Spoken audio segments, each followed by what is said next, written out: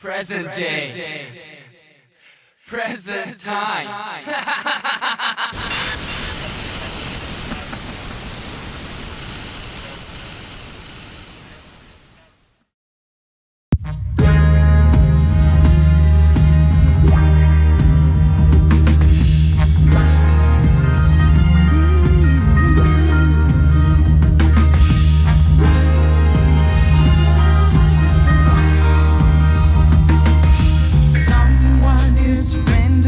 And cannot find their way, so I keep my light in my window. I want to be there to help restore their faith, so I keep my light in my window. But for God's mercy, I'd be in their place, so I keep my light in my window. So I can ease the pain that life can bring, help them find the peace their spirit needs. I have been chosen for a work to do, to make a world of love for me and you.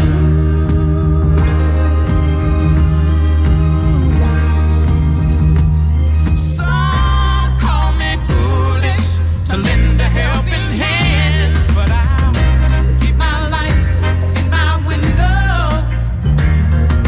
I feel so good when I help my fellow man, so I'll keep my light in my window till love and mercy shine throughout the land. I'm gonna keep my light in my window, 'cause I wanna ease the pain that life can bring, help you find the peace your spirit needs. I have been chosen for a work to do, to make a world of love for me and you.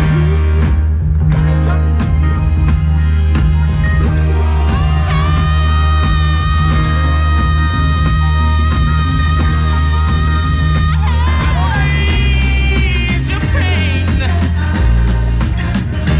help you find.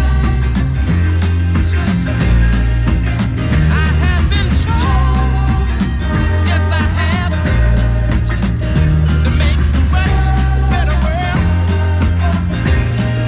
I wanna ease your pain, help you find. I have been chosen, yes I have. I wanna make a world of love. I wanna ease the pain that life to help you find peace your spirit. I have been chosen to make a world of love. I wanna ease. Welcome once again to the Duane train. Happy to have you here. I'll be here till 3 o'clock. I do have a special guest that's going to be coming in about 1 o'clock. The legendary Fab 5 Freddy will be joining me, co-conducting the Duane train. Hope you're looking forward to that. Should be a good time. In the meantime, check out some more tunes. Thanks for listening. Be back in about 25 minutes or so. Talk about what we've played. Thanks for listening once again.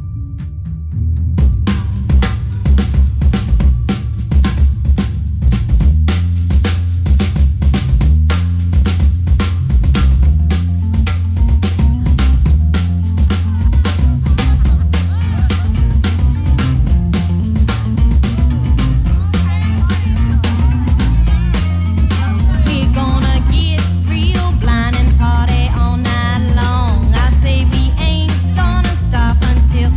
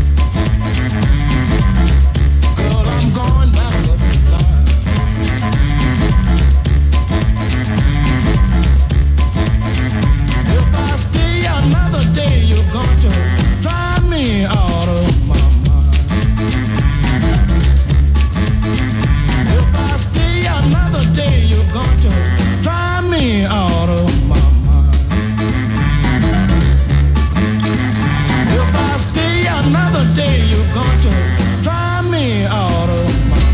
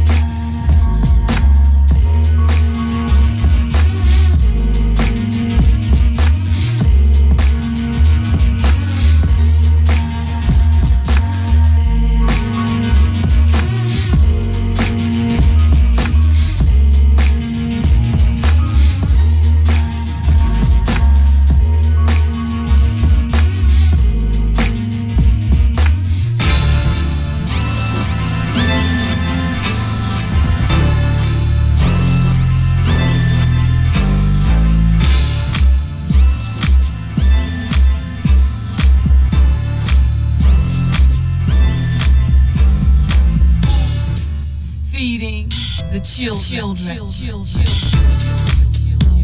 Who's feeding them?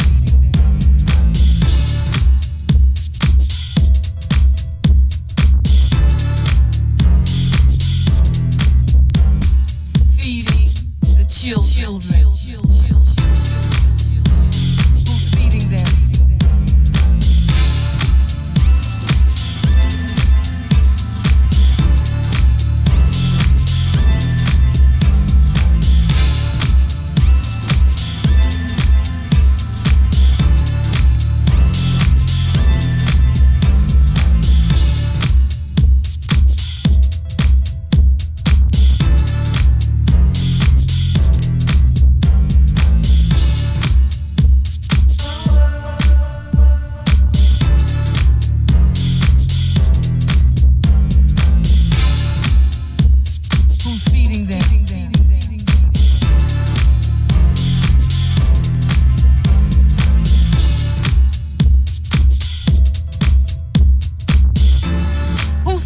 knowledge and freedom feeding them?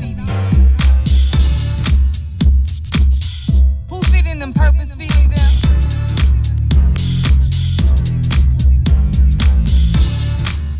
Who's feeding them that revolution revolves around itself and evolution is change feeding them?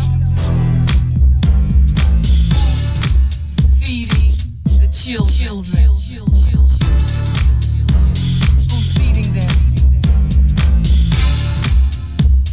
Who's feeding them?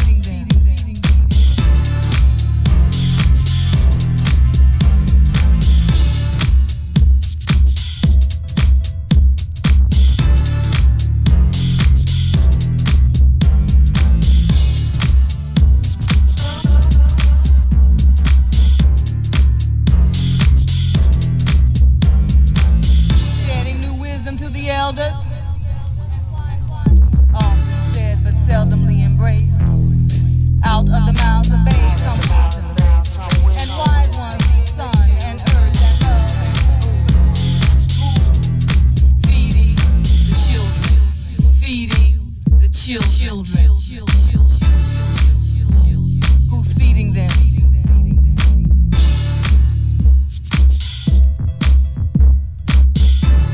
Who's feeding them knowledge and freedom feeding them?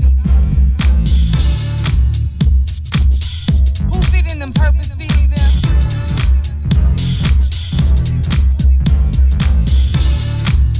Who's feeding them that revolution revolves around itself and evolution is change feeding them?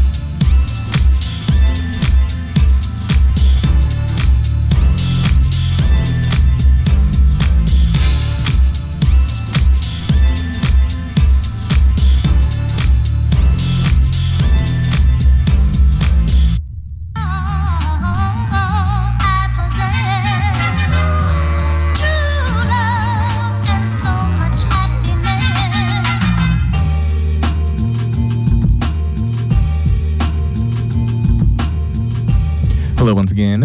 Welcome to the Duane Train. Really, really happy to have you here. We have a special guest. Mr. Fab Five Freddy is going to be stopping through the Duane Train probably around 1, between 1 and 1:30. And so many questions to ask him. Where do we start? But we will definitely start with the premiere of the new collaboration, new single that he did with Vex Ruffin, who is a great artist on the Stone's Throw label, who we love here at WFMU. And they have a new song, new Vex Ruffin song, featuring Fab Five Freddy called The Balance, which is going to be coming out very soon. And we're going to be premiering it here. And we're going to let Fab tell us a little bit about how that collaboration came about. He is, I just realized also that, because, he was a host of Yo MTV Raps, and that was especially for people of my generation, it was a huge influence on how they looked at music, culture, hip hop, all the things of the world around them, and really wanted to be a part of it. And, I think this is the 35th year anniversary of MTV, and we will, we have to talk about MTV Raps and its role in that, in the kind of pop culture, and how MTV, how they hooked up. We got to have a lot of questions. So, hope he's prepared for that. But I will be here till 3 o'clock, before and after he is gone, playing good music. What did we just hear? We just heard from KZRC, Kazark, featuring Femi, or Kazark is, I think it's Kayalse, who is a fantastic house producer out of Atlanta. I think he originated, is was not mistaken, Chicago or Detroit, but he's been based out of Atlanta for over 20 years now. And that was a track featuring Femi. And that was Andres, a fantastic Detroit producer, and that was his remix of Feeding. And the version that I played, I think, no, there's a 12-inch that's out. I think this one is only limited to 700 copies, but there's another version that they just gave out at a party that they threw with Moody Man. Before that, Boardwalk.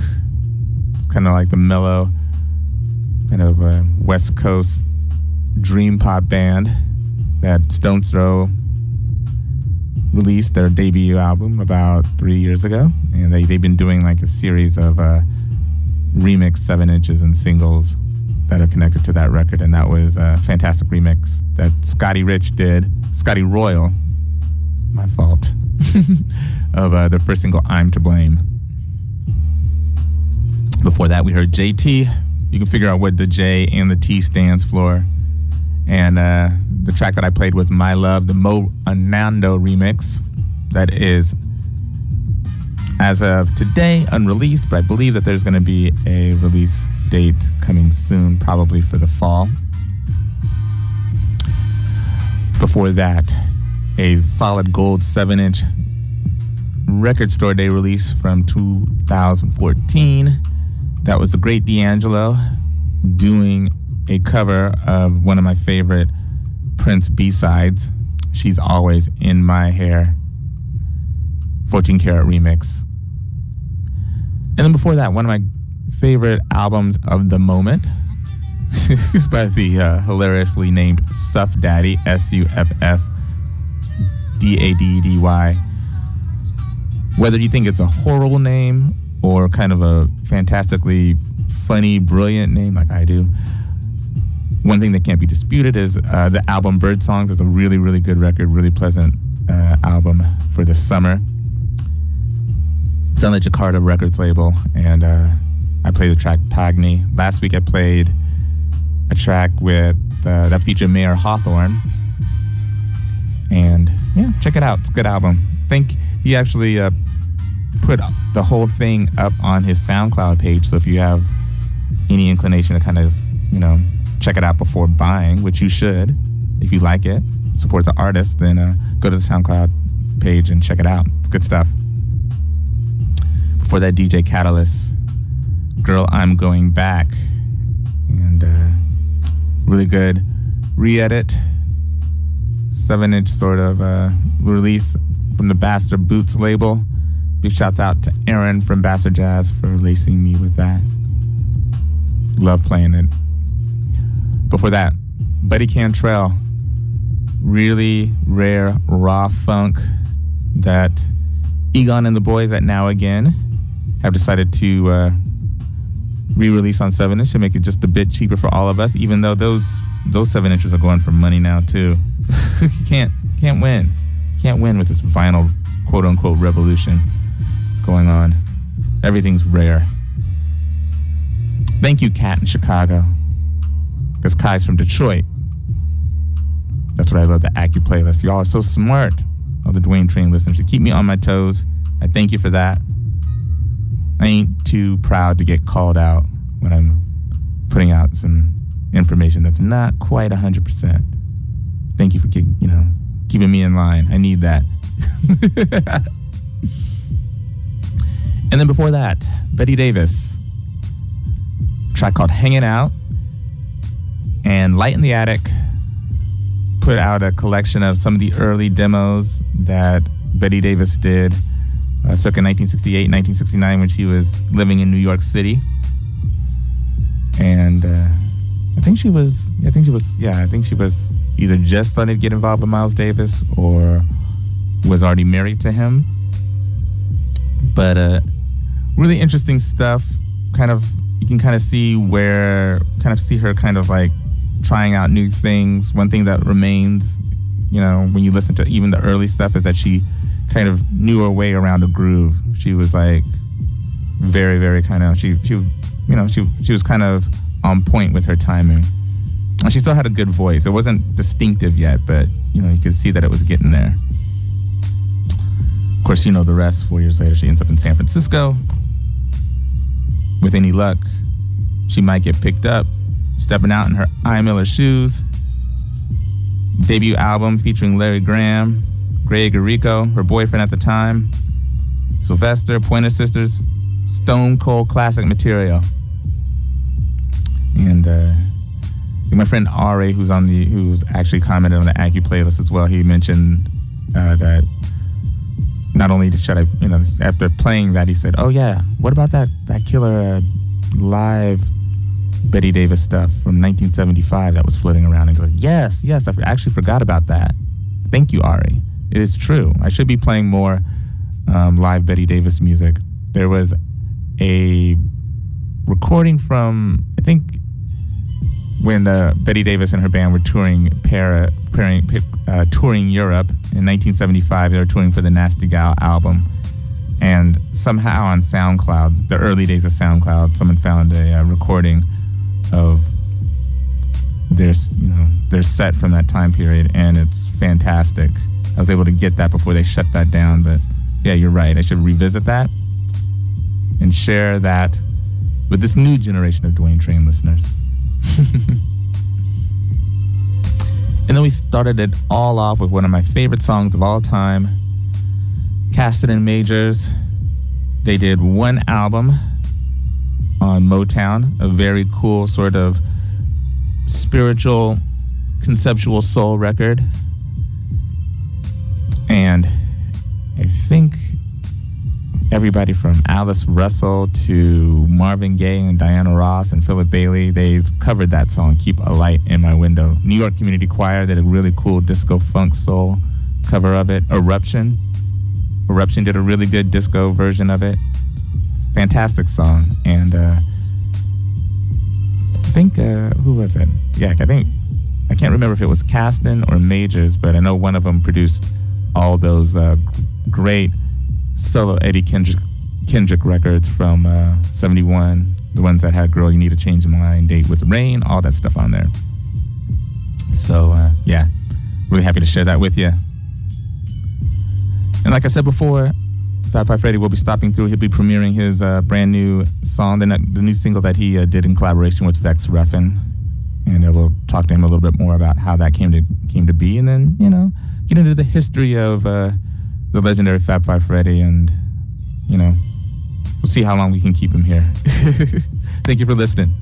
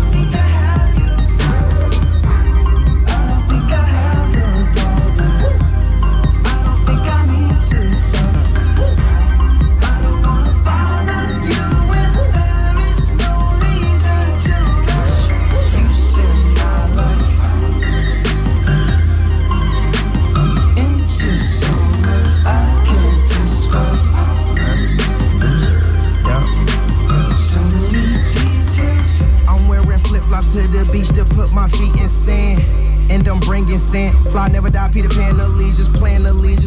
I can be your man if you can. Cooking pans, no crooked land. See people to people, or you can move it on in with friends. They say relationships make you sick, so why should I even take the risk of dating a bitch if she ain't legit? Or looking for support, cutting herself short when the ball's in the court. Sounds begin to distort. Can't hear me when I clarify until I disappear in skies. Tell me you miss a nigga while he's on tour. Girl, I think you are just bored. Go out and go get yours. You're jealous of my success. Confess it, it's coming out your pores. Once you open up and express feelings, now you're closing doors. Manually when they're automatic, what happened to passion? Hugs and compassion, me rubbing your ass and us laughing. Using no magnums, gloves and assassin. Exclude the caption. I should've wrapped it up before I finished rapping.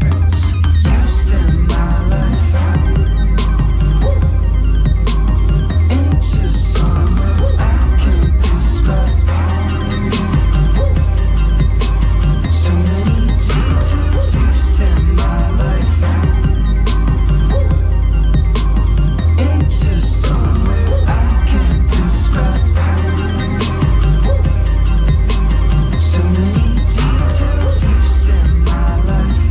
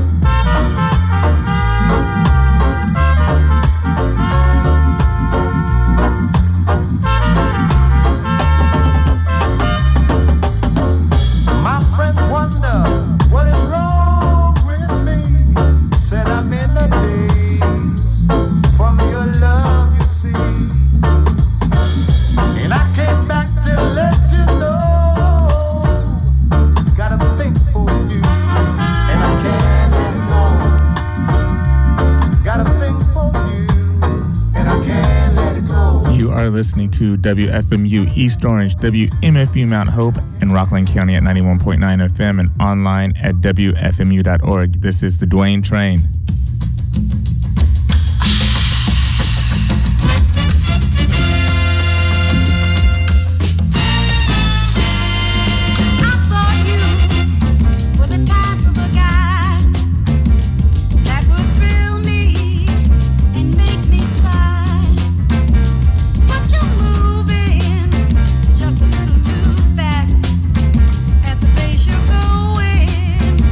Just won't last.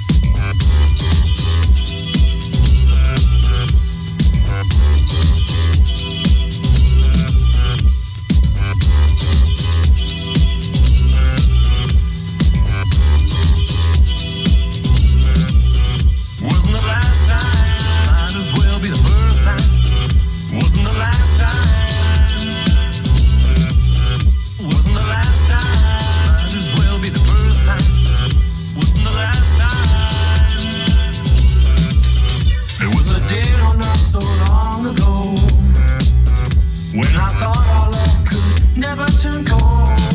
You set my heart on fire, I didn't know. The fire of your passion was too hot for any man to hold. And so I went my way in search of cooler shores, looking for a lover that don't burn. Now I see you standing at my door, and that fire reigniting. My chest is so exciting. Hot to the touch, and it burns me when you love too much. Hot to the touch, heart is burning from your lover's touch. Hot to the touch, and it burns me when you love too much. Hot to the touch. I've been burned before, not about to get burned again. I've been burned before, not about to get burned again. I've been burned before, not about to get burned again. I've been burned before.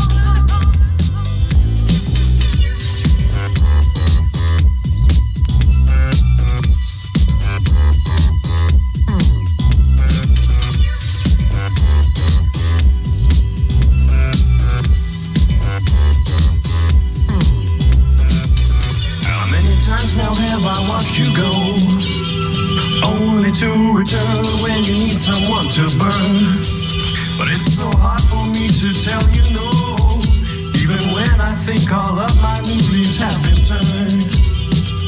And my friends warn me about you every single time. Please don't go back down this fiery road. And even though I know that arson is a crime, I can't fight it. I invite your fire to come burn down our home. You're hot to the touch, and it burns me when you love too much. To the touch, my heart is burning from your lover's touch. Hot to the touch, and it burns me when you love too much. To the touch, you're hot to the touch. I've been burned by your love way too much. You're hot to the touch.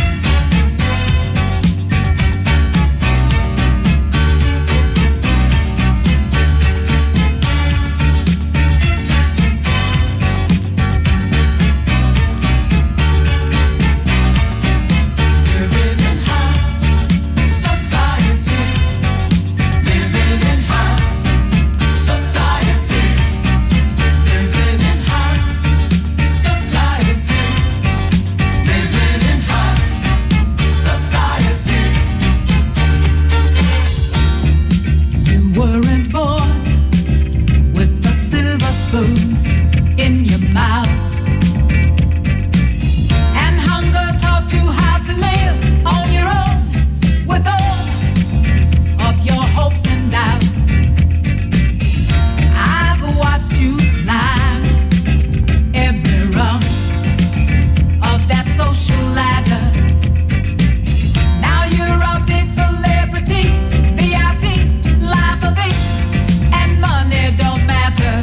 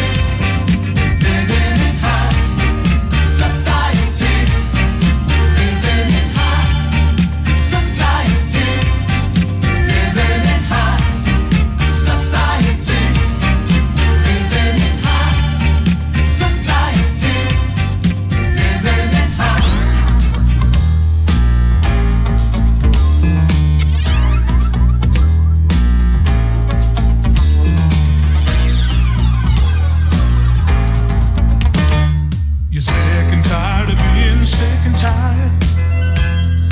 Walking on the high wire, about to lose your balance.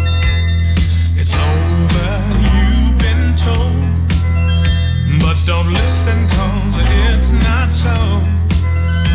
Let your faith unlock the door. Oh, it's your time. It's gonna be alright. It's your time. Whoa, it's your time. Everything's gonna work out fine if you hold on to this hand of mine. I will keep you in perfect peace if you keep your mind stayed on me. You're gonna make it to the very top. You gotta keep going. Don't stop. The race isn't given to the swift. No, neither is it given to the strong. But to him who holds on, even though strength is gone, you can be the cream of the crop. You gotta keep going and never stop. Whoa, it's your time. Come on, my brother, it's your time. Hey, little girl, let me tell you, it's your time. Hey.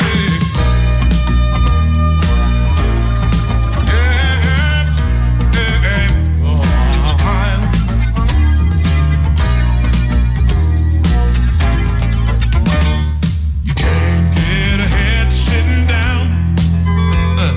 Smile and lift your chin off the ground. The Lord is waiting on you.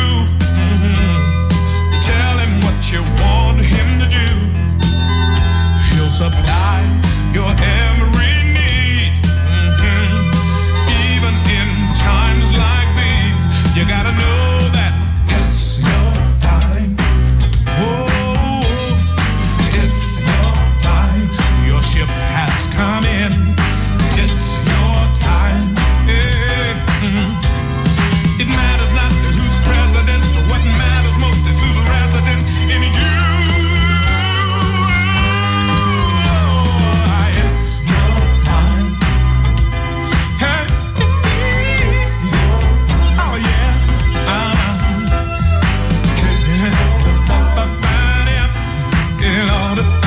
It's your time. You know what you gotta do? Throw your head back, square your shoulders.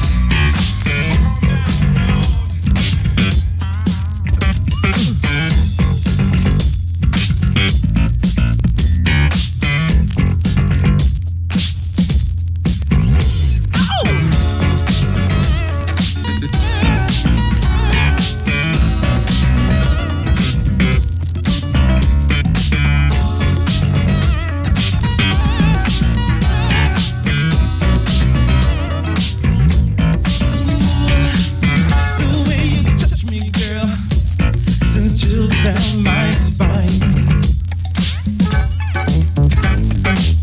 I can't resist you, girl.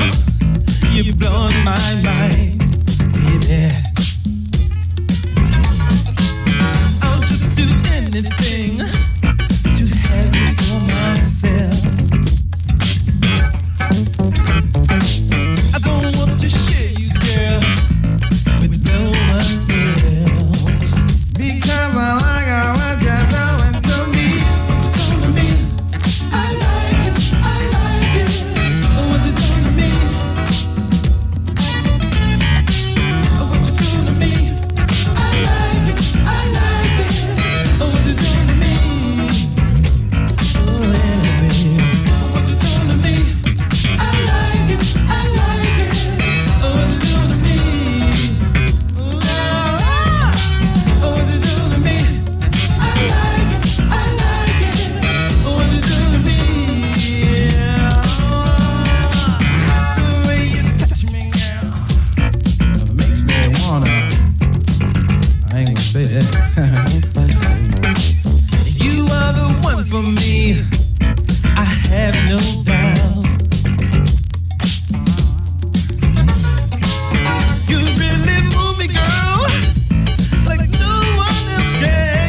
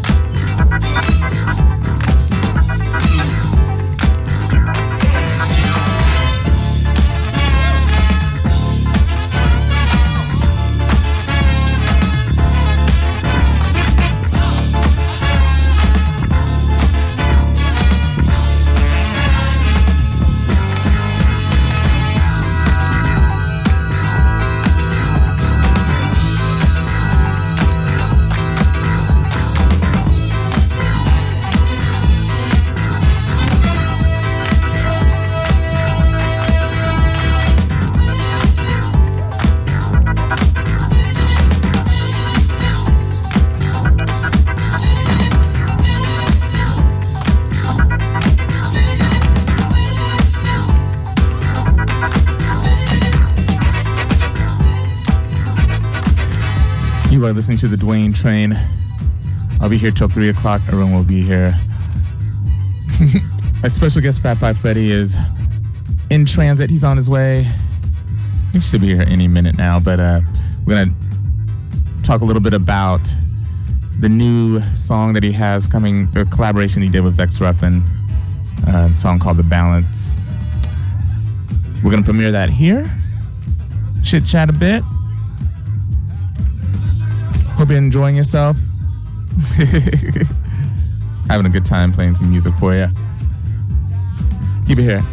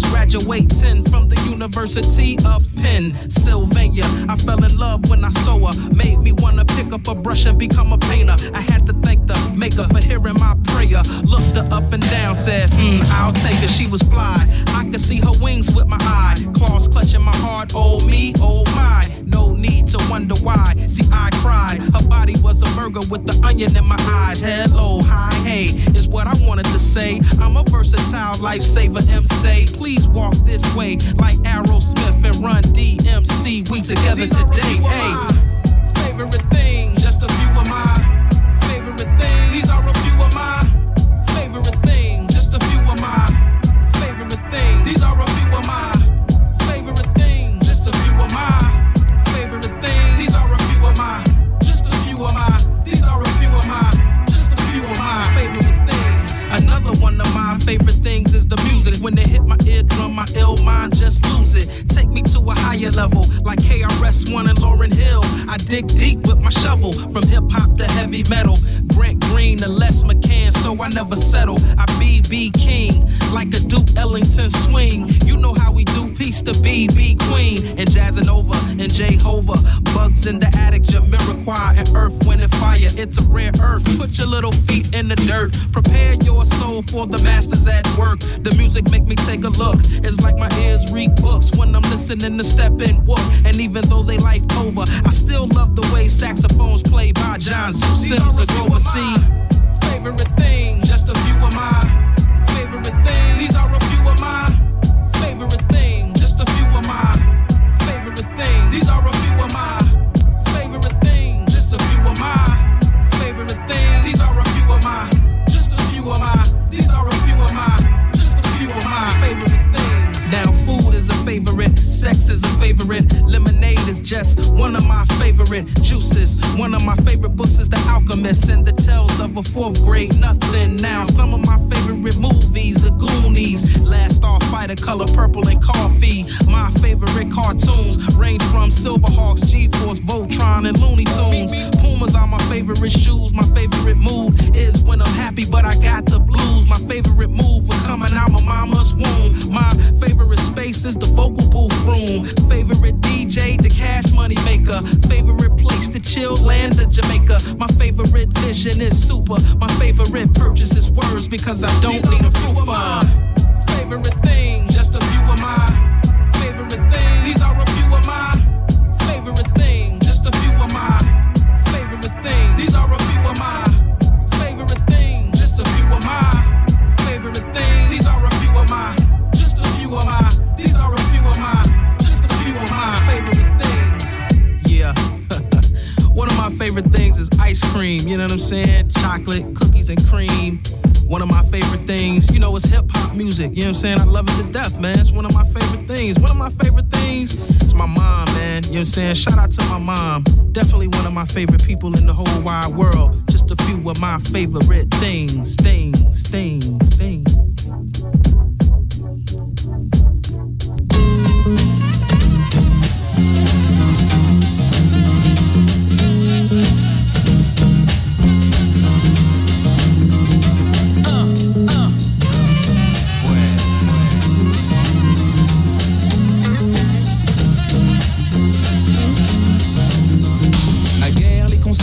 En vogue. Désormais on les a remplacés par des digicodes. Dans ma ville il n'y avait pas de parc-mètre. Je voyais des ouvriers manger des sandwichs à l'omelette. Le passé me revient comme un bill. Ok, la présence d'un passé omniprésent n'est pas passé. Les halles supplantées par le coste. L'allégorie des Madeleines file à la vitesse de Prost. L'air y était pur, Paris plus beau. Désormais le ticket de métro augmente comme le nombre d'autos. Oh shit, à la télé y a plus de speak-in. Y a des films de série B que j'estime à 15 centimes. Les têtes nous plaquent ces films de 3 pieds 7 que je marque, mais mon intellect constate qu'ils sont obsolètes.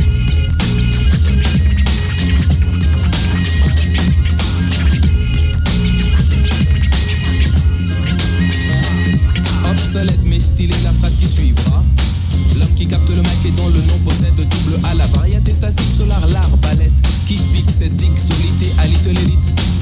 qui élabore depuis des décennies une main basse sur mon art pour qu'il avance au ralenti. Mais le grand Manitou, t'inquiète, il démasque la musique à masquer la place en hypothèque, puis inscrit en italique sur son agenda le top des trucs qu'il n'aime pas. Bref, pour être clair et net, le ventricule s'accompagne de l'oreillette, tout comme à mes oreilles la variette, sa coquine et rime avec Pop Soleil.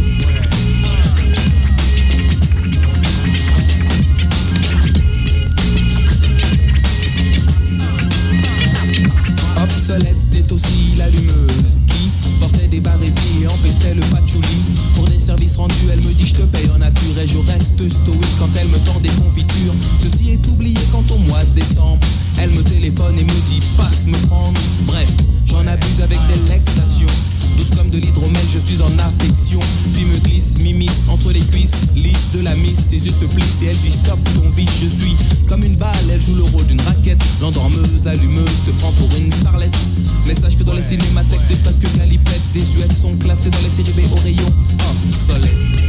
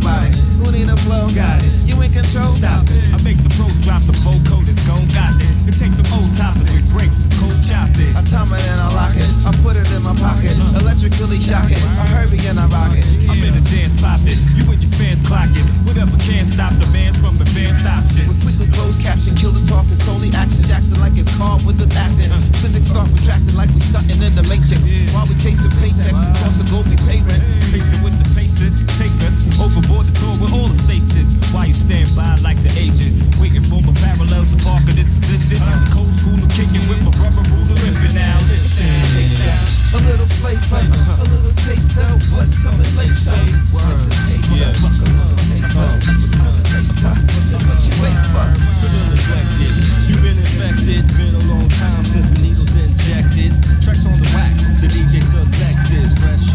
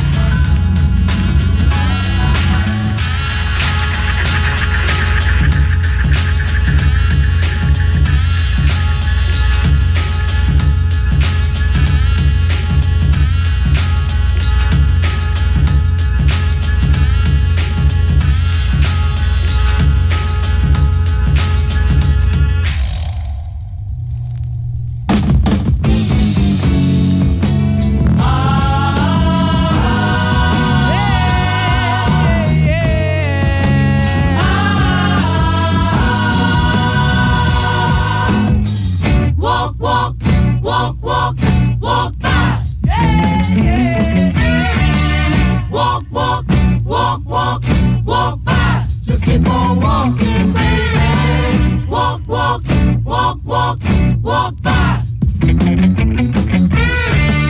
Walk, walk, walk, walk, walk by. If you see me walking down the street and I started to cry, it's time with me.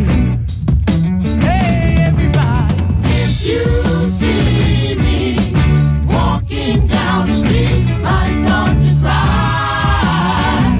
It's time with me.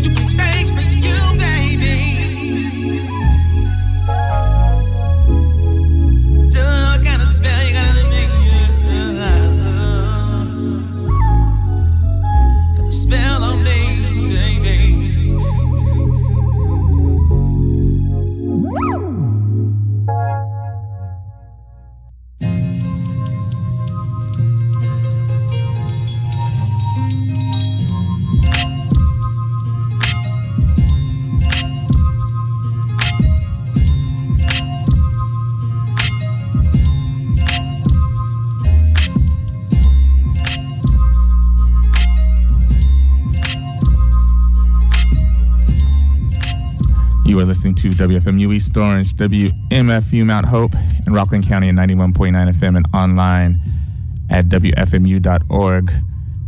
I'll be here till 3. My special guest, Fab Five Freddy, is in the house. He just stepped in. Wanted to say thank you for stopping by. And let's see what we got here. Before we get right into it, I'm going to talk a little bit more about what we just heard. What we heard was Night Funk, new track from the collaboration between Dame Funk and Night Jewel. Before that, we heard Juice, Walk On By. And that track that's actually like an old soul track. It was like an East Coast track from like the early 70s. And, just in that pocket, really good cover of the Dionne Warwick Backrack and David track. Before that, Mass Influence, really good current boom bap flavors. Morning Breath Chasers was the name of that. Before that, we heard MC Solar Obsolete from a classic French hip hop record, Pros Combat. And since you're here, Fab, I have to ask you about this. We're gonna clear this up right now. First of all, I just want to let you know, we can say hi to everybody just to make sure they're here. Hi, everybody. I'm happy to be here. Welcome to WFMU, man. So excited to have you here. So now, when I got this Pros Combat record, there are these liner notes on there. First of all, I think I heard about MC Solar just from watching you on TV Raps, but the reason why I brought that record was because you wrote the liner notes to it, and you wrote a really good synopsis of the French hip hop scene. But you just read that, and you said you didn't necessarily write that. So what happened? It feels like I was probably interviewed, and maybe for this, I don't quite remember being asked to write liner notes. I mean, big Solar fan, especially back then. But it pretty much gets the gist of the way it went down, or how I felt about so how did you my connection. How did you get aware of MC Solar and that whole French hip hop scene in the late 80s, early 90s? Right. Well, my history with French hip hop, or the scene, goes way back to the early 80s, and I kind of helped set it off in France with a big tour. It was called the New York City Rap Tour, 1982, if I'm not mistaken. Could be 83, maybe 83. And it was a whole bunch of us went on tour over there. It was about 30 of us, rappers, breakdancers, DJs. This literally is when only a handful of rap records had literally been released, and none in France. And we just went on a tour, and it was a big deal. So then I came back later in the early 90s, specifically to direct a video. I first met Solar probably a year or two before that in the south of France at a big music conference that was going on, and I was there to specifically do some interviews for Yo MTV Raps with Guru and Premier from Gangstar. Met Solar briefly at the time. He was kind of just coming out, which I guess is alluded to in the liner notes. And then a year or two later, Guru and his team asked me to direct a video. Okay. He had did a song with Solar for his first jazz. And that was a Le Bien Le Mal song, right? La Bien Le Mal, which means the good, the bad. And I did like a video with the two of them. You could go on YouTube and get a look at it, or on my website, which is fab5freddy.com. And so that's how I met Solar. That was the whole connection. And hip hop, from us going on that tour in the early 80s and basically planting the seeds, it had blossomed. And here's this rapper which was emerging, which basically set the table for a whole lot more French hip hop, which still strong to this day. Yeah. So we you know what, the AccuPlaylist, if you want to know what I play, we'll you can read it later on. But so we might as well just get into it. So let's do it. Yeah. So maybe continuing down on that path. This is the 35th year anniversary of MTV. Yeah, I've been seeing it all over the internet. It's all crazy. Kind of MTV memories popping up on my Facebook, in the Instagram, Twitter, everything. Yeah. Yeah, and it's great. And what's also amazing is, like most people who are my age who are listening to the show, Yo MTV Raps was a huge influence on how we dressed culturally, what records we were into, especially for me when I was a teenager. I was like, by that point, we were living in Lincoln, Nebraska, way in the middle of, and that was like, even though I was born here, and I was like, that when I spent the early part of my life here, that was and we would spend every summer here. That was how I kept up on everything. So by the time I came back, it was, but that's the story for, I think, pretty much everybody who was my age. One of the things that and now that when you're looking at YouTube, you're seeing like a lot of old Yo MTV rap clips and things pop up. And one thing that I've noticed is, for example, one of the most popular ones is when you went to Compton to interview NWA. Yeah. There's another one where you went to Houston to interview the Ghetto Boys. And I even remember like you going to Oakland to interview MC Hammer. Yeah. And the cool thing was that it seemed like you, as opposed to like most other television shows where you had the artist come to you in the studio, you actually went out in the field. You went to the regions. You went to, Miami to interview Two Live Crew. You went to Houston to interview the Ghetto Boys. You even went to Paris, or to the UK. Yes. Was this something that was a conscious decision to do, to kind of take hip hop out of like the studio and kind of go and meet it? And if so, what was the motivation for doing that? Well, when I was approached to be the host of this show, Yo MTV Raps, which happened like in 1988, MTV was pretty much not playing any black music with the exception of a Michael Jackson, maybe a Prince video here and there. So, it was still an interesting phenomenon, but like not really representing what was really going on in American music. And then strangely, surprisingly, I get a call. Now, it was a good friend of mine who unfortunately passed away about a year ago. His name was Peter Doherty, who was a really good friend of mine. Was a serious hardcore music guy who was plugged in on what was going on in the downtown scene in New York. And our paths crossed a lot, and he saw the moves I was making, just basically opening people's eyes to this new culture that was coming. And along with myself making paintings and exhibiting my work, of course, I was explaining to people that there's this new culture that's also kind of connected to where I'm coming from. And Peter was very open, and he saw the developments. He saw that I got involved in, got the movie Wild Style made with Charlie Ahern and Hip Blondie to rap. And so it was like creating a little buzz in the downtown world. Peter lobbied MTV to make a show, and then Peter came to me to be the host, which I was like, are you serious? So basically when he proposed the idea, Peter knew I was a creative.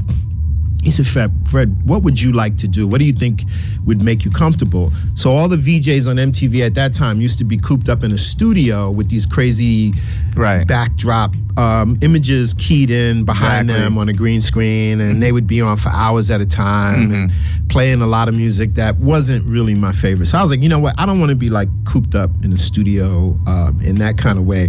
I said I would be more comfortable doing this if I could be on the streets, be on the corners.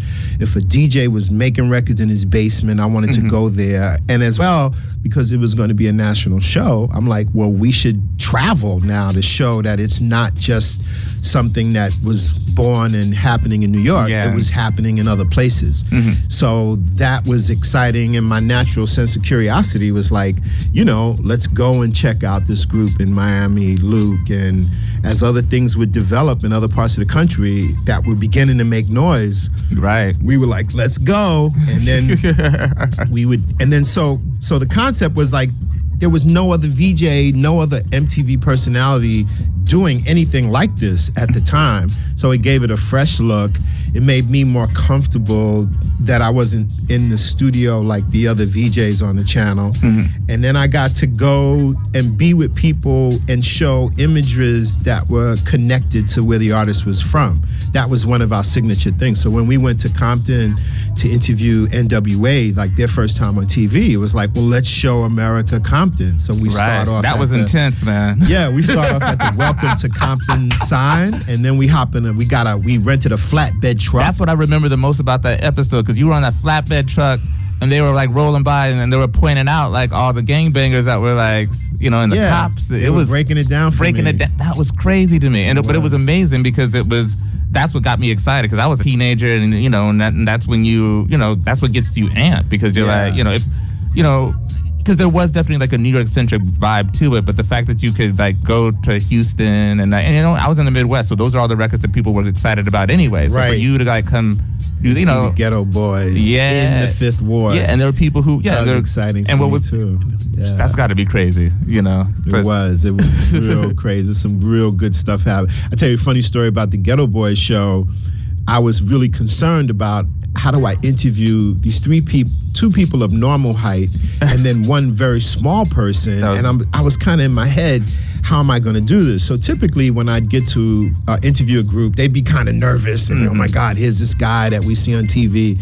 So I would have a little chat with them, pull them to the side, kind of get them warmed up, break that kind of sense of fear or whatever. And then when I go to talk to Bushwick, right away, he starts very articulate. The first thing out of his mouth was, yo, I know your cousins. I was like, what are you talking about? What? I'm like, huh? He goes, yeah, man, I live next door. Turns out that Bushwick Bill is from Brooklyn, the Bushwick section of Brooklyn, which is now like a hipster playground. At that time, it was still rough, rugged, and raw. Exactly. Bushwick Bill lived next to an uncle and some cousins of mine. And he had... Actually, it wasn't really my cousin. It was my godfather. There's a guy named Jimmy Gittens who was a close friend of my dad's, and his two daughters were my godchildren. And he knew them well, and that was his story. And his parents moved to Houston, and that's crazy. But it's crazy, but it's also like the story of the black experience. It's like everybody's got a cousin somewhere that you know, it comes out of nowhere. That's like, it's my cousin. That's my cousin. You know, it's funny. So that was cool. Yeah. Bushwick Bill, super smart. Right away we warmed up to each other, and then he also explained that the basic concept of your mind playing tricks on me, he articulated like that these were 3 different psychological afflictions. And I was like, huh? And he was like, yeah, one is a paranoid, schizophrenic, the other one's a manic, depressive. He ran this stuff down. So right away, he became like a Yoda to me, like this brilliant guy, and we warmed up. And so then we went on. So then now when we get to start to roll the cameras, we're totally cool. And, that's amazing. Well, that's what's like. That's one thing that I've always like appreciated, you know, about you is that you have, you're more than anything, you're a curious spirit, like a free-spirited person who's always like open to absorb new things. I first got to know you when I was working at Other Music as just a sales clerk. Yeah, that's how we became friends. That's how we became friends. But what I was really impressed with early on was like you were coming in and you were like, you know, what's hot, what's good, what's up, and you weren't like going to Tower. You were going to Tower, but you were also going across the street trying to figure out like. Well, I'd heard that there was a store that had essentially what the store was called. And unfortunately, I'm sure you guys who listen to Duane's show know that Other Music just a couple of months ago completely shut its doors, which was I was traumatized by the fact that, you know, Other Music is gone. But anyway, I knew there was different stuff going on that I couldn't really get access to in the normal channels. It wasn't on the local radio stations or whatever.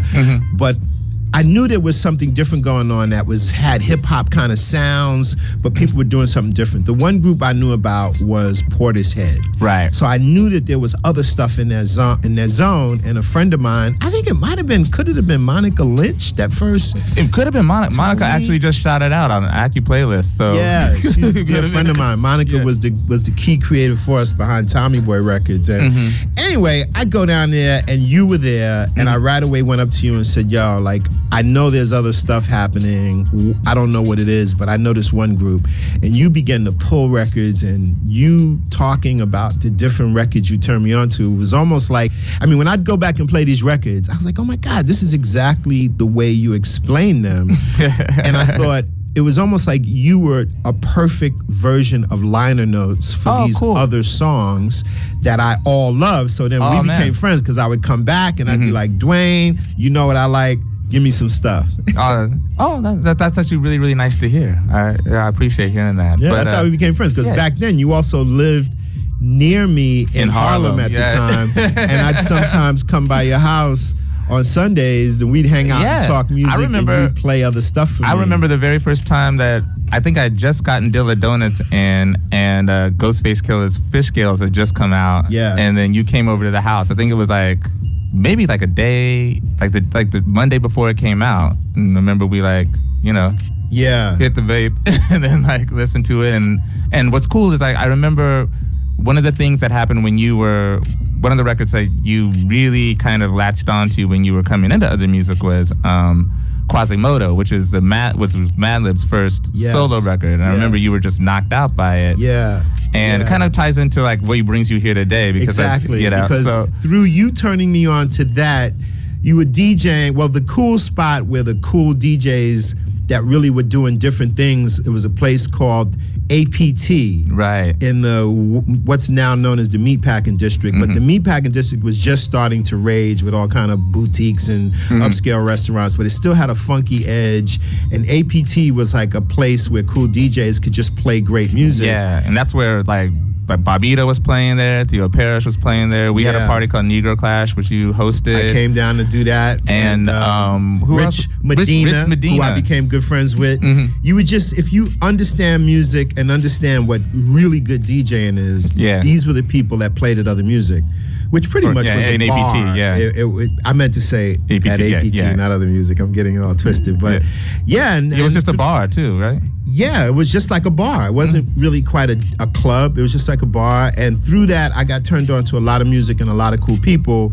And a lot of the music that I'd gotten hip to through you was on Stone's Throw Records. Right. And I started like, and you were like, oh yeah, it's Peanut Butter Wolf. You'd explain everything about all this stuff. And then I eventually met Peanut Butter Wolf playing one night at APT. Yeah, it was like, Madlib was there too, right? I think Madlib was there. Yeah, and we all met, and I became friends with him. And Wolf would always send me a batch of all the new music and new stuff, and that's pretty cool. There's a pretty funny story. Well, it's funny now.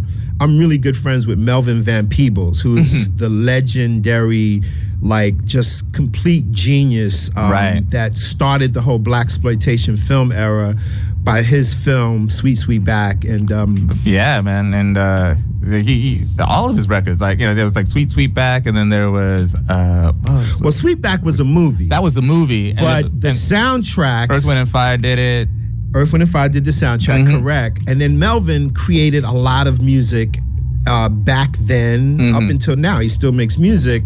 And Melvin did a legendary play also back in the 70s that they had put up again at a small kind of off-Broadway theater in Harlem. And the play was called Ain't Supposed to Die a Natural Death. When it was on Broadway in the 70s, it was nominated for like a dozen Tony Awards, and it was a super major play. Anyway, I'd never seen it then. I was a baby then. Got to see this play in Harlem. Me and Melvin walked outside, and we were talking. Me and Melvin are good friends. And Melvin said, "Hey, Fab, man, you know anything about this label Stone's Throw and a guy named Madlib and Quasimodo?" I said, "Wait a minute, yeah, those guys are friends of mine." Well, Melvin blew his top because he was like, "Man, well, those guys have been sampling my music, man, and I'm about to go ballistic." And I said, Melvin, wait a minute. Those guys are cool. So I got those guys together to work it all out because they had used some of Melvin's stuff. They didn't do the clearances and stuff like that. And then they became cool too, and we're going to do a project together with Melvin, which I don't know if it really happened. I don't know if it happened, but yeah, I do remember like Madlib was performing at maybe less than a year after that happened, and at Union Plaza, and then Melvin came out, started like freestyle. Here we go. Yeah. I mean, Melvin Van Peebles, he's 80 or just stepped into his 80th decade now, and he is still beyond brilliant. And just, I mean, he's written books, he's made films, he's done plays. He was even a stockbroker for a period of time. And Melvin is just beyond. And then his son's as a talented actor and a director as well. Well, I was one of the producers on New Jack City back in the early 90s. I was associate producer and met Melvin while working with Mario. Oh, wow, that makes sense. Producers there, George Jackson, Doug McHenry were the real creative forces behind that film. And I had directed a video for G-Rap and Polo called Road to the Riches. And I met with George Jackson. He was like, "Oh my God, this video is the idea of the movie." I'm like, "What are you talking about?" Later, I would read the script, get very involved in helping put the film together, and I saw the connection, and that's how me and Melvin became buddies. That's amazing. Yeah. So, back to the Stone's Throw connection, because that's part of the reason why you're here. You kind of like returned to getting behind the mic and doing music. I know that was always something that you, like from like the Change the Beat to the, like even the Blonde, just your name, your music, even though whenever you're behind the mic, it always kind of makes an impact, or whenever somebody like kind of mentions you, it always makes an impact. So it's really interesting that after all these years, you did this song, this collaboration with Vex Ruffin called "The Balance," right? Which is it coming out? It's coming out on Stone's Throw, right? Yeah. It's a Stone's Throw record. Vex is a Stone's Throw artist. Yeah. And once again, Duane, you're a big part of the reason, once again, why all of this happened, because me and you becoming friends and you turning me on to all this music and these cool labels like Stone's Throw, becoming friends with Wolf and liking, a lot of what they do. It was just interesting. So how it all came together, this project was in making my visual art, which is my primary, which we'll talk about in a minute. Yeah. So there's a guy named Ben Marlowe who has been incredible with assisting me in helping create my digital imagery, because the way I work digitally, and I compose imagery and then have it printed on canvas, and then I do additional things on the canvas. It's kind of like my version of sampling and remixing is how I interpret what I'm doing creatively. Anyway, hooked up with this cool guy named Ben Marlowe, whose main passion is animating. And so Ben has been assisting me and animating his own work, and I was like, Ben, I've got to figure out something like, and what could I do to help? And trying to like, put him on. help put him on, because he's just this incredible, helpful guy. And Ben was like, man, I'd love to do a video. And I said, well, tell me some of the kind of music. And then he sends me some links, and it's all the Stone's Throw stuff. I was like, oh wow, that's amazing. Yeah, I'm cool with these guys, and let's see if I could reach out to Peanut Butter Wolf and maybe find a way to connect you to get to do it. So I'm sending emails to Wolf over a few years, and we're going back and forth. And finally, Wolf sends a bunch of music, because I sent some examples of Ben's animation. Right. And Wolf is like, well, here's some stuff that we've got coming up. Let's see what could be a perfect fit. And there was this one song that Ben really liked, I thought was cool. And then the ideas of, Ben doing some animation and creating imagery, a video essentially for this particular song. And in the discussions about doing the video, Wolf asked me would I jump on and kind of do some ad-libs.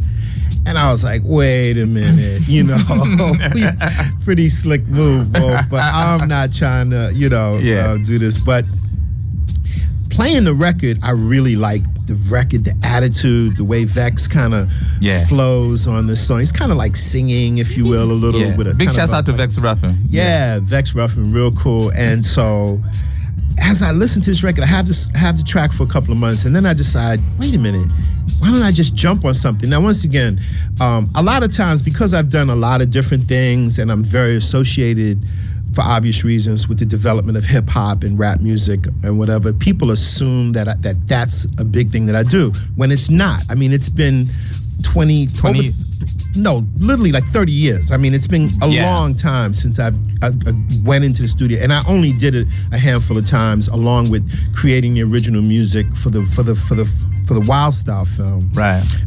But this track starts to grow on me. I'm riding around listening to it.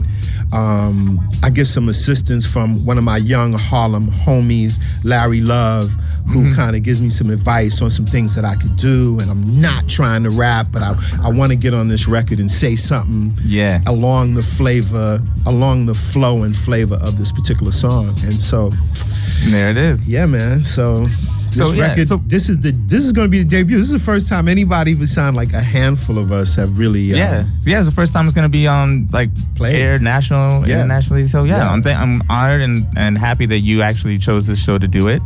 And about this video, so when's this is the premiere of the song. When's the video going to premiere, you think? I mean, it's all coming any minute now. It's going to be, we're going to drop it. It's a really cool video. It's got these really cool, like, he does this kind of like it's kind of rotoscope-ish, if you tech animator guys. It has a rotoscoping kind of feel. Oh, cool. Where he took actual footage, but then he kind of animates the footage and then added some other cool stuff and a lot of wild imagery. So nice.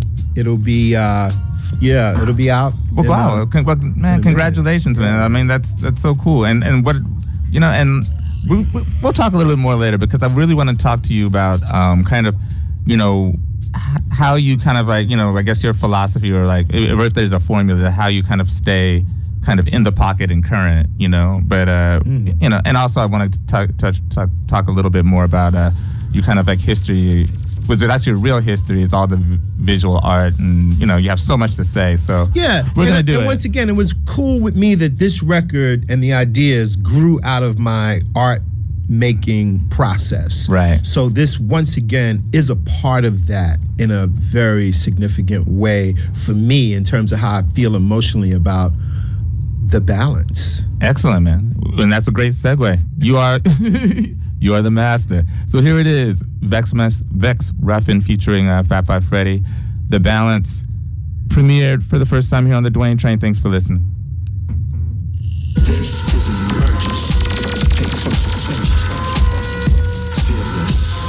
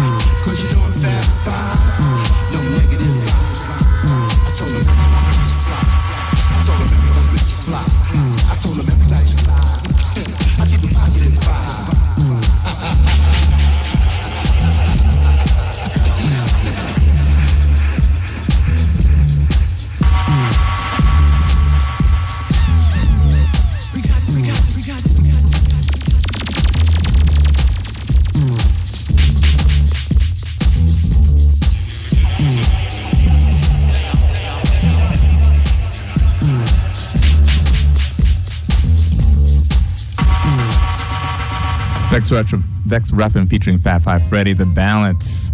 World premiere here on WFMU and Duane Train. Fantastic song, man. Yeah, really good stuff. Yeah, it's a fun project. The way it all just develop like this. It's cool. Yeah, and what's cool about it is that it's kind of in line, like you were saying before, with like your kind of like trajectory in terms of like the feeling is kind of very kind of downtown New York, and your vibe on it is like, it doesn't sound pannery. It's like it's you. It's good. Yeah. It's just a real interesting scenario, and even when I laid the track down, you helped with that. You a little bit. Wolf reached out and said, "Where's a good place to go and meet and lay these vocals down?" Once I figured out what I was going to do, and you were like, "Come on out to this place." Where were we? Downtown Brooklyn. We were in Dumbo. Yeah. It worked out. It's all good. It came together real quickly. Yeah, man. So one of the things that I always admired about your work, and what's cool is that, I guess it's kind of very in tune with like how people do things. A lot of artists do how they do in 2016, is that kind of like you have to multitask everything. It's not only you're like a visual artist, but you have to do a rap. If you're a rapper, then you also have to kind of like get your Instagram game up. You have to kind of know how to market yourself in 2 or 3 different ways. Like, not just doing rap, but like even like someone like a Kanye. Like, not only is he rapping, but he's trying to, he's got his foot in design. He's got his foot in, even visual art. And you were kind of like one of the first ones to kind of like, that I can remember that kind of did it all.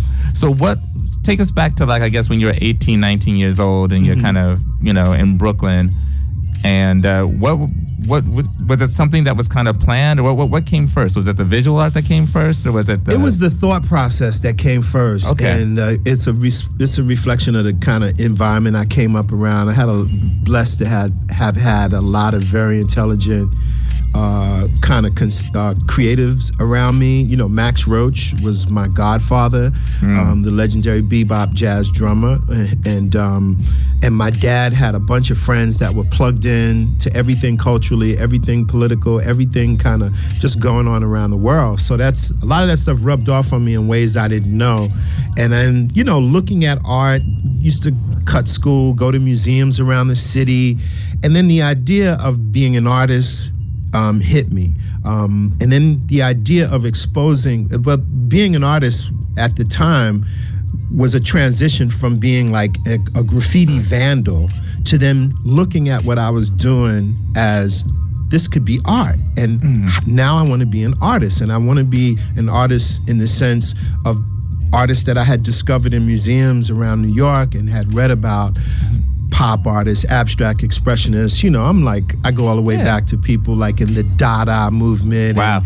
And, the Russian constructivists and all kind of like nerdy art world stuff. And then certain individuals like Warhol and people that did things in art, like some of the surrealists also made films and played with sound and did different things. And I'm like, well, I want to work it like that too. So was the urge to be a vandal first, or was the urge to be an artist first? Like, and what was the push to kind of like go out and kind of like tag and well, to be like I said, that was just an adolescent teenage activity that was pretty much just wild vandalism. Just I want my name everywhere, and we just didn't care at that time, at that place and time. Like New York, it was just a whole energy.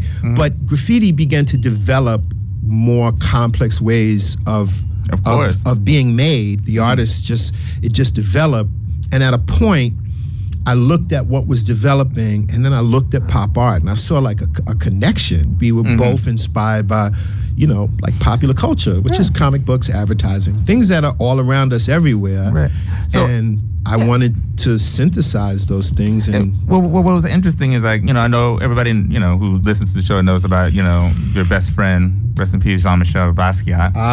And you guys came up at the same time. So was it, and you guys were, basically like kind of, like blood brothers. So when you guys, because it seemed like that's exactly, he figured that out right away. Were you guys figuring that out together? Or was that was the genesis of, that was the whole foundation of our friendship, is when we met in the downtown scene in New York at that time, late 70s going into the early 80s. We both thought alike and had these similar ideas. We both knew about all these other artists.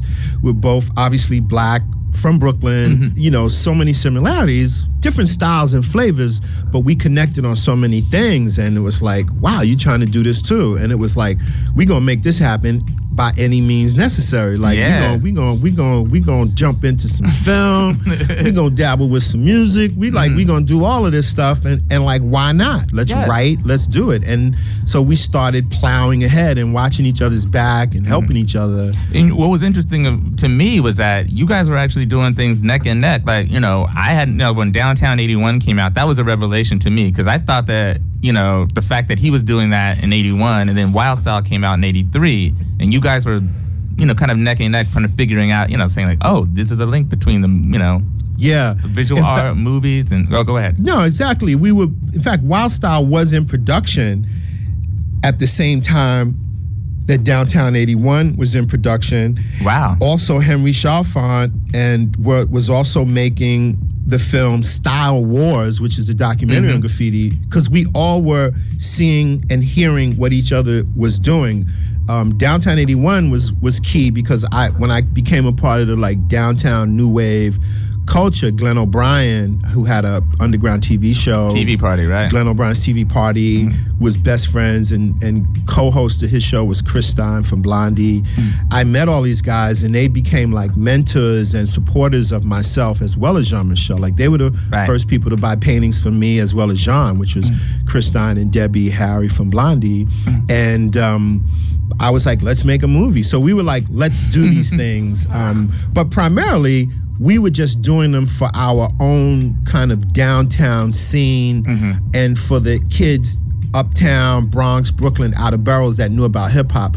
We did not know, specifically with Wild Style, that we would have this global. Well, yeah, that's the interesting thing, was that I guess it's kind of the story of every kind of art form, whether it be like, like Chicago house music or blues or whatever. It's always like people who are paying attention to it overseas that care, that kind of give it the big kind of push before, which gives people the reason to kind of like back at home to like kind of pay attention to it. Yes. And you were saying off mic that Wild Style actually premiered first in Germany and France before it did in. Yeah. So I got together with Charlie Ahern, who was a downtown New York filmmaker, underground filmmaker, whatever it was called. And this is literally making movies with no support.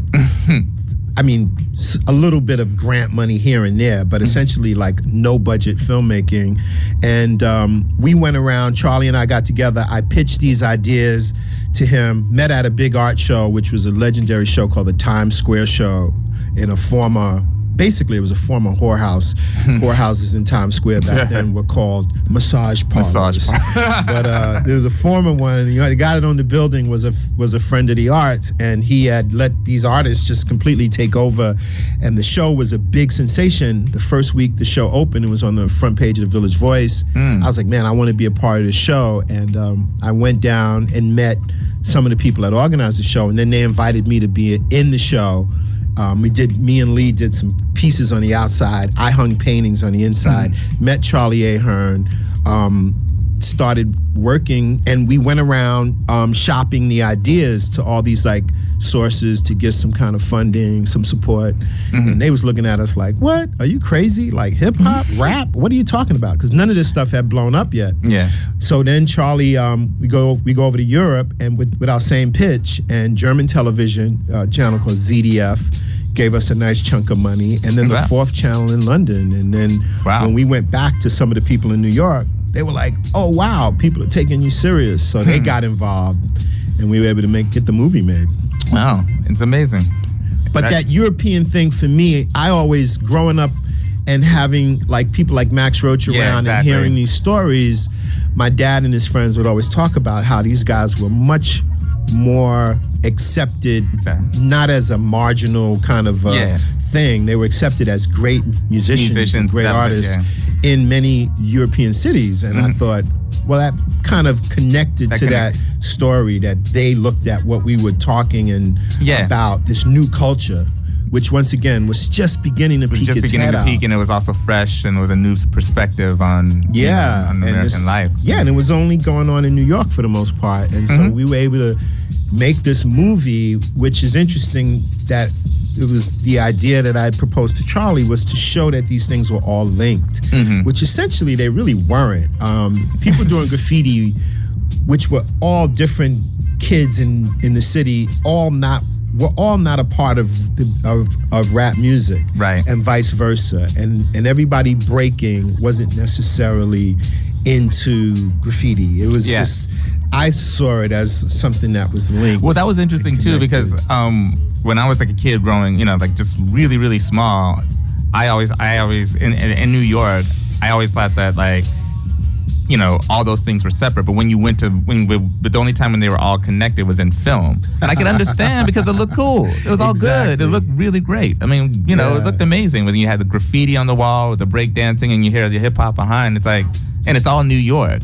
But I think it is like a really interesting point that you made that, that the worlds weren't necessarily, mixing and matching. They were just kind of happening all at once, and it just kind of made sense that everybody was together. Yeah. So the next question I have for you is, like I said before, it seems to me that you're like, as demonstrated by like the song that we played, you're always kind of, and even just by you coming into other music, you're always kind of checking to see what's kind of on the horizon and what's hot. And do you think, considering how you came up as a youngster, and how you kind of came up in art, do you think that there's still the same sort of opportunities that are there that you had before to make it happen? Like as a youngster, kind of like 19, 20, 21 to kind of, make something really cheap and then have like, and then kind of get compensated for it in the same way? Wow. Or do you kind of feel like there's a different, that in order for you to do that, you have to kind of use a different approach? And if so, who are some of the people who you're seeing, or some of the things that you think is like kind of like the new way, or that's inspiring you? Okay. First of all, the first part of your question, I think it is definitely possible to do those things that we did back then, if you will. I did, if however you want to phrase, position it. But so many things have changed so rapidly in a relatively short period of time, like the whole digital revolution, and the fact that we are so much more connected, we are so much more exposed. It's kind of a good thing and a bad thing, in a way, in terms of people finding new spaces to break out with new stuff. I think one of the sad things about when you spot and see new cultures and new ideas, creative ideas developing now, is once these things are posted on Instagram and put on Facebook and all these other things that we have, they sometimes get overexposed before they're able to fully develop and get fleshed out, and for artists to make mistakes and really have a time to reflect and think. So that sometimes becomes a problem, because sometimes things get exposed and splashed everywhere, and then the energy can kind of dissipate before it gets a chance to develop roots and to become a strong, developed thing. I mean, you could just look at, even though it's been more than 30 years now, this whole hip-hop thing, which still throbs on amazingly, it had time to really develop. Absolutely. First in the streets, the artists had a chance to go from just scrawling their name to developing ways of making really complex, interconnected murals, if you will. And so all those components had a chance to develop before they hit a critical mass. And you could arguably do an analysis and realize, by the time, once again, me in the middle of this stuff, by the time Your MTV Raps happened, there had been a good 15-year period of just people figuring it out, making it from rapping in the streets of the Bronx at parties where raps would go on for 20, 30 minutes. And then the ability to distill that down into a 4-minute pop song, and go from just scrawling your name to being able to make effective paintings and communicate on canvas. All these things take some time. Yeah, and would you say in essence that it's, like these days it's probably the best, that if you're young, then like, what would you say? Would you say that woodshedding, I guess, and kind of learning and honing your craft would be kind of a better alternative to? It would be, but you got to be so smart and advanced. Like for young heads trying to figure this stuff out, man, it's like, it's a double-edged sword. Because it's like you make something that's hot, you splash it online, you get that response right away with views and likes and all this stuff. But then that ability to kind of really figure it out and really develop and get saturated in what you're doing is sometimes not there. So knowing when to pull back, I think it may be one of the hardest things, knowing when to say no, when to not put everything out on blast. It could be one of the hardest things for younger heads. When I analyze what it was then to what it is now, it's kind of a different thing. I mean, it's all possible and doable, but you got to really study. I mean, I'm just blessed that I was always curious about history, and you know, that was a similar thing with Jean-Michel. Like, we both, in this interesting way, had absorbed a whole lot of stuff that had happened before, and then we were able to synthesize based on what was going on in the times we were making moves. And I think it's important for cats now to be able to think really carefully, you know. So I'll have more expanded versions of this when my 2-part memoir drops, hopefully some point. If not 2017, 2018. Because so you are working on a memoir then? Yeah. Oh, that's amazing. Working on a memoir, and there's a lot of things. In development. So what are the things? Okay, so tell me about the memoir a little bit, and then also tell me about some of the art that you're working on right now. Well, I'm making amazing paintings. I just had a solo show in Milan a month or two ago at the Seno Gallery over there, which was really great. There's more exhibits being discussed and talked about now for my work, and then I've got film and TV projects in different stages of development, including one a dramatic TV series all about that whole downtown that's exciting thing that we just been talking about. Please make it be better than vinyl. That was so disappointing, man. It kind of well, it's funny. I to be fair, I didn't watch it all, but so many friends from older heads that were in the downtown scene hated it. Film people not crazy about, and then the fact that HBO just pulled the plug. Yeah, I mean, it's also kind of like, you know, if you're not going to do it right, why touch it? You know what I mean? But I guess they made a good effort. I mean, it's so tricky. So many things have to come together right when you make film and you make TV. It's so many people put their hands in it, but I guess obviously they didn't do it right. But we have something coming that is just so dope. The way we're developing and the way we want to, you know, just visualize it, and we're talking to a really incredible writer. I don't want to drop too much about it, but some people are really enthusiastic, so we're really confident that we're gonna rock this house for sure. Excellent, man. Excellent. So you are on all the annoying social media sites, I'm sure. Like, how can people follow you? You're Fab New York on Twitter. What else? Fab New York. That's the New York is spelled out. The Fab is obvious. Twitter, Instagram, Facebook. What's your Instagram handle? Fab New York. Fab New York. Yeah. Oh, so Fab New York for everything. Yeah, I try to keep it all simple, so I. No, that's good. It's good streamline. Yeah. Well, my brother, I am more than happy and honored that you came through and did this program with me. I know that a lot of the listeners, first of all, you know, when I announced that you were coming on yesterday, I had never been that popular on Facebook or Twitter ever. Literally, 300 people all said, you know, they were just excited to have you here and that, you know, and to hear you drop knowledge. So, oh man, well, it's great to be here, Duane, and I just want to thank you for being like just a source for hipping me to so much cool music. And thank you, man. You're welcome. Cool stuff. It's funny. I got an email from Malik Saeed, who's a dear friend, Malik, man, super duper cinematographer, director. Yeah, man. We go back to the '90s, working on videos, and I know I connected you with Malik, and you guys became good friends as well. Yeah, exactly. I remember him from the other music days and just partying with him back in APT. And, you know, it was all cool. Exactly. Yeah, man. All right. Well, you got to come back again. I mean, we could do like part 2, 3, 4, 5, and 6. You know, I'm sure. But anytime you want to come through the Duane Train or WFMU, you're more than welcome to. Thank you so much. Yeah, no, this is cool. I've listened to many great shows on this station, and I'm happy to be here. That's really great. And big shouts out to DJ Monica Lynch, who chimed in, who was big Mo Love.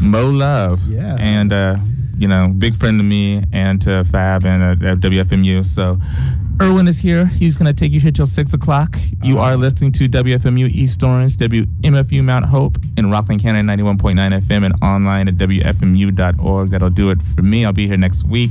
Big shouts out to Peanut Butter Wolf, Vex Ruffin. Yeah. And a great track comes out very, very soon. The Balance, Vex Ruffin featuring Fab 5 Freddy. Yeah. Video by the homie, Ben Marlowe. Ben Marlowe. With the crazy animation. All right. Thank you all for listening. All right, y'all. Stay tuned for Irwin. Peace.